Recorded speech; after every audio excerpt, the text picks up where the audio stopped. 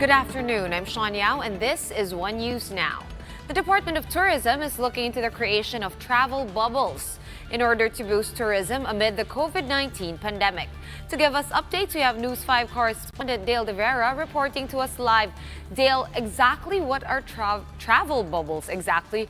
And will we be seeing tourist spots reopening anytime soon? Sean, Filipinos might soon enjoy tourist spots once again, especially for those destinations with zero cases of COVID-19.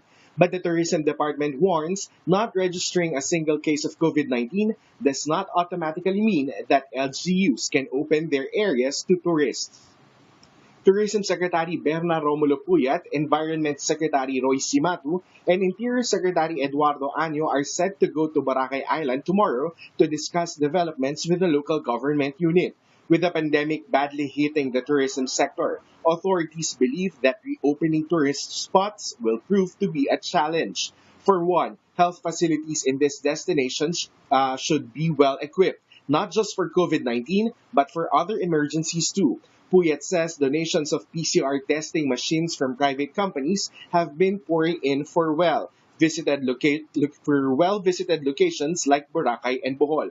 But welcoming international tourists may still be far-fetched. Puyat, however, says they are looking at creating travel bubbles or travel corridors. These are agreements between countries or places allowing tourists to travel without the need for quarantine. Travelers will also get to fly directly to tourist destinations without having to pass through Manila, decongesting NAIA in turn.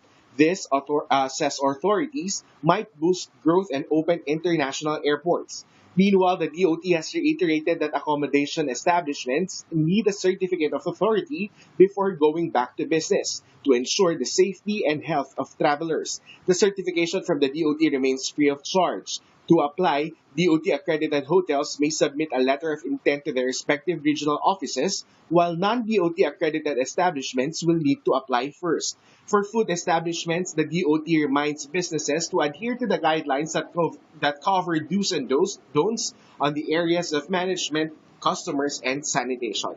Sean, to help the businesses thrive amid the pandemic, the tourism chief said a tax incentive is currently being tackled. This means a 3-year income tax holiday and a duty-free importation of capital equipment will be in effect. Tax incentives will cover hotels and resorts, MICE or meetings, incentives, conferences and exhibition facilities, and tourism transport companies. Sean?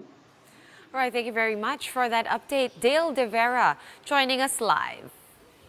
And here are other stories we're keeping our eyes on.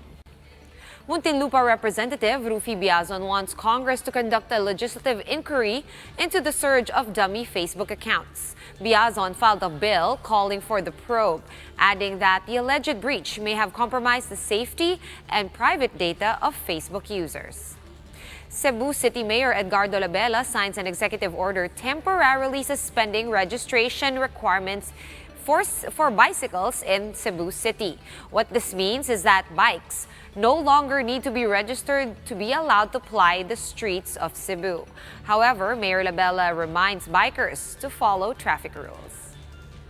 And reacting to the arrest of 8 people during a protest over at the University of the Philippines in Cebu, the Commission of Human Rights says authorities cannot halt freedom of peaceful assembly and activism even amid the community quarantine.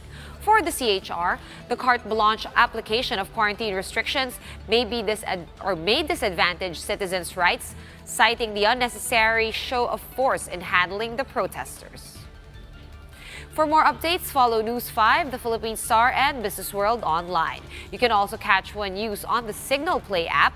Just register for a free account now at www.signal.play.com and stream One News live anytime, anywhere. I'm Sean Yao, and we are One News.